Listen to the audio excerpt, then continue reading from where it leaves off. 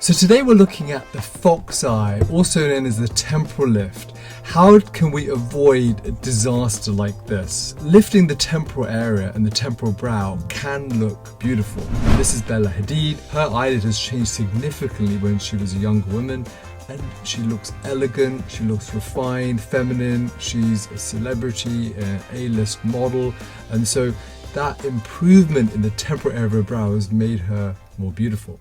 Well, what is a temporal brow lift? Well, it's not a true facelift because in essence we're talking about lifting just this area of the temple through commonly like just a small scar within the hair, and generally this is regarded as a smaller procedure. The key is when lifting the temporal brow area, millimeters is all that's required, and a small difference of 2 to 3 millimeters will make this area more feminine, more natural. Threads can be used, and those are temporary and those are passed underneath the skin. However, there is some recovery from that and it can result in irregularity. This area, the temporal brow, tends to drop with time, with aging. So when this area is lifted, well, we're rejuvenating the appearance of this eyelid and it makes the area look smoother, more even, and as a result more youthful. So what happens with time? Well, with time there's 3 elements that result in the temporal brow coming down.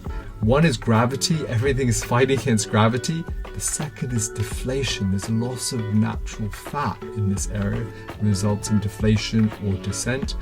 And the third is there's loss of skin elasticity. Now this lady, she came to see me for a facelift procedure because her brow had also dropped down, and this created more kind of shadowing and fullness in this area.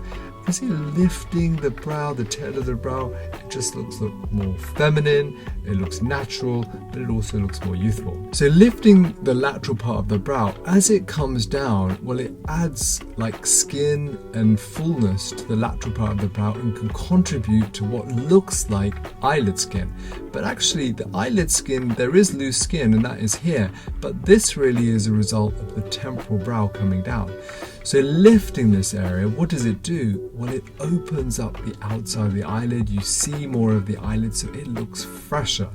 It beautifies, it freshens, rejuvenates, and of course, if it's done in a way where the scar is hidden within your hair, the scars are invisible. With Bella Hadid, well, we're looking at beautification. Her eyebrow shape is normal, there's no aging in this area, there's no fullness, loose skin. However, lifting this brow has changed the shape in this area, beautifying this area, making it looking feminine, artistic. We can hide the scar in the hair and it lifts the tail of the brow. And what that does is this overhang in this area, and there's a fat pad that sits beneath the brow, and that fat pad descends with natural aging, and if it's lifted up, it opens up that fat pad, which makes the eyelid area look fresher and more beautiful. A thread technique is a little different in that threads are placed in this area of the temporal brow. This is non-surgical, and so that means it doesn't require surgery to do.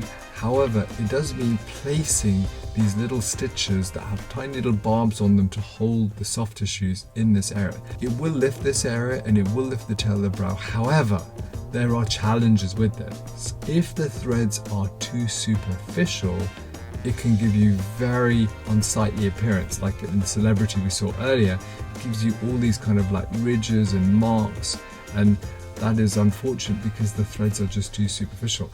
Again, if they're too deep, the challenge can be that it can affect, there are important nerve structures in this area that supply movement to the forehead, and if it's too deep it can stretch one of those nerves. Alternative procedure in the past has been a direct lift, and a direct lift means the scar is actually at the position of the brow, and personally I am not keen on this because just the nature of making a scar in an open part of the face means unless that scar heals beautifully, you can see that scar. And even taking meticulous measures to refine the scar, genetics plays a role. And some people's scars can heal well, but some people's scars could be more visible. So I would generally not recommend having a direct lift of the temporal area because that scar can be more visible. You can hide the scar within your hair. I have a signature mesh technique in which I will put other little stitches to soften the swelling and reduce the chance of bruising in this area.